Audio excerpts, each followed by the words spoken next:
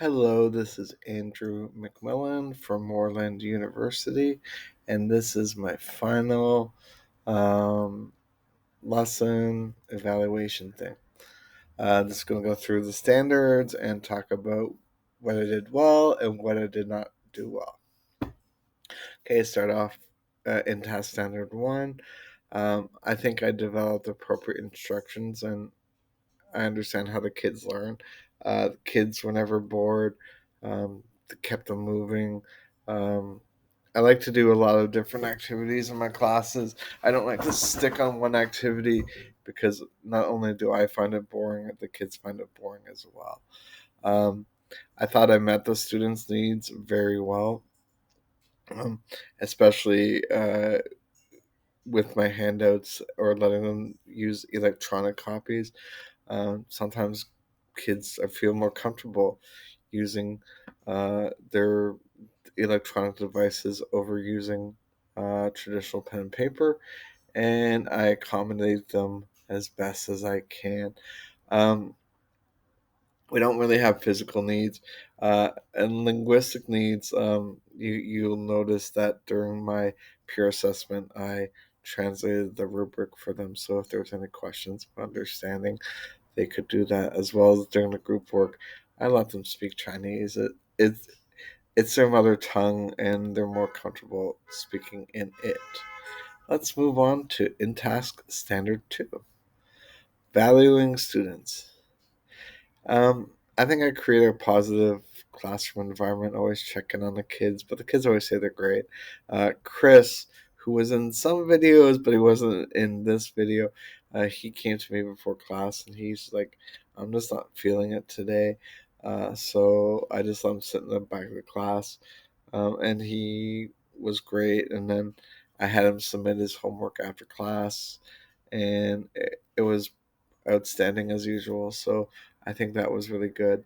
Um, Students with learning differences or needs, again, Chris was in the back of the class. He was paying attention, but he was not participating in the class directly. Um, I suspect he might have some learning difficulties, but his parents will not get him checked out. And as of Thursday, Wednesday, he graduated, so he's no longer at the school. Um, I did mention to him and to all his classmates to please go get checked out for learning disabilities when they go to university because they have a lot of uh, things that can help them. Um, but we do have all our students are ELLs, so I leveled my language to a level that was appropriate for them. Again, I would not speak this way or use this diction or speed in my if I was in Canada or in the States, because people would probably think I have something wrong in my head. But this is my ESL teaching speed, and it seems to uh, help students understand. In task standard three, create a safe, positive learning climate. Yes, I think my class is very safe. The girls really didn't want to talk. They mentioned this to me while I was setting up my camera. It was the last video of my classes, and I was a little bit bummed out because they're really good, but you really do have to respect their wishes. And they let me video them at the end, and this was a compromise we made, but they told me they did not want sound on it, so um, I acquiesced to their wishes. Um, uh, Talking about Chris, we always talk with the foreign teachers more so than the Chinese teachers because I don't think the Chinese teachers really care. Um, we always talked about Chris and how we felt that there was something not right with him. But if his parents don't make their first step, there's nothing we can do about it. So we just try to make Chris feel as safe and comfortable as possible. And he usually does his work when he wants to. Creating a learner-centered environment. I thought it was really cool that the kids told me they'd never done a peer assessment in her 12 years of school. So this was the first time they'd ever done that. So that was pretty cool. And I walked them through it, the class before, so they knew what to expect. Um, they did take responsibility because um, they did mark a student's work who wasn't there. I asked the students who had submitted their work in my class if they wanted their peers to like do their work, and they said no. So you got to respect that. Um, I think I could have done better creating a more learner-centered classroom, but I thought it was okay. You know, gave them lots of options and gave them lots of leeway, and I think it was pretty good. Uh, Managing learning environment norms and procedures. I think this is the first time I ever shushed a student. I had to shush um, Brucey because he was talking over Bruce, and so I just kind of looked at her, and she did. So I mean, we do have really good learning environment, and our norms and procedures are pretty good. They're all internalized. I don't have to sit there and say, you know, don't talk over people. And well, obviously, I should have done that because that's what happened today. But usually, I don't have to do that. So I was a little bit disappointed in her. But like, if that was the first time all year, it's pretty good. I wish I could get my kindergarten kids into this kind of a group. Okay, in task standard 4.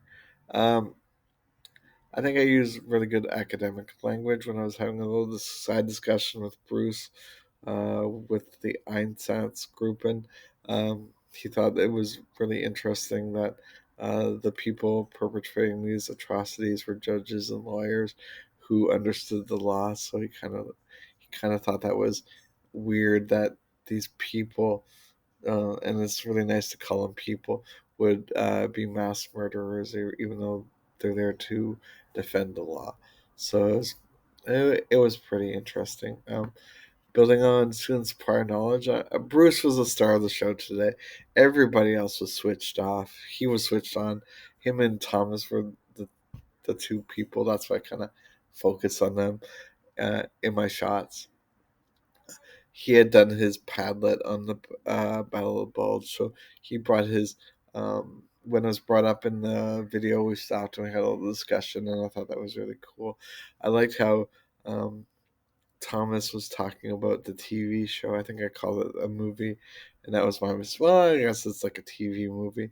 Um, Band of Brothers and how that's had such a impact over generation. I guess this is the second generation of people to watch it.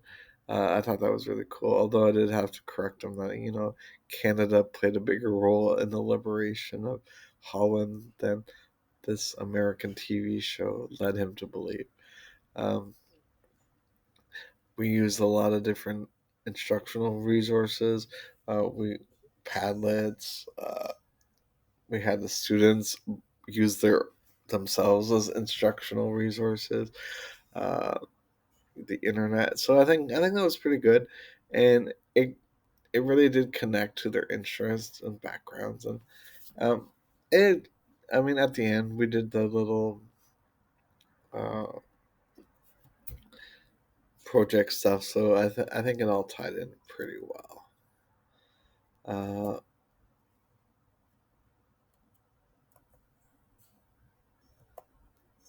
good. In task standard 5, lesson lessons and projects that to address real world problems. I had to throw in a project at the end because in the rubric it says lessons and projects, and I don't want to throw away marks when I don't have to. Um, I thought it did really well. I thought the lesson really helped address real world problems, and I also thought that um, we did some we did some there was some geography in there. There was some public speaking uh, in the peer evaluation obviously there was like script writing and recording, so it was pretty interdisciplinary, and it was also real world because they did some concrete as opposed to abstract things. Multiple perspectives and in a interdisciplinary themes. Now, this was a pretty heavy topic because a quarter of the class was talking about like the Holocaust, um, and there's only one perspective that you can take from the Holocaust. It was bad. Um, Nobody can like really say anything good about the Holocaust. Um, so that's something. Just given the topics that I teach in my class, you can't really get multiple perspectives.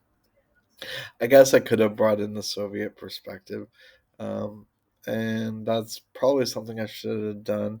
Thinking back on it, but um, I did think we did a lot of interdisciplinary stuff in my class, and um, I'm really proud of what the kids have done all semester, all year actually. Okay, formative and summative assessments. Thumbs up, thumbs down.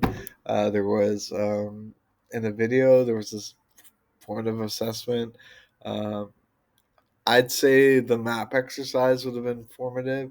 Summative assessment would have been the peer evaluation, which I thought was something cool just to get the kids interested in.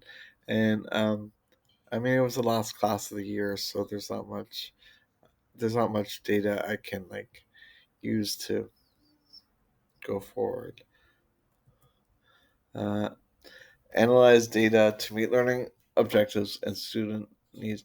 Yeah, I went back and tweaked my lesson plan because we kind of what I had originally planned kind of went off the rails a little bit, and I did some like editing magic. So what I noticed is like my discussion really wasn't hitting all the marks. Um, the first question was, but the second question, the kids weren't really too interested. So we just kind of, sometimes you gotta pivot and move on. And to me, that's what analyzing data um, really means. It's not looking at numbers; it's looking at like what's happening on the ground.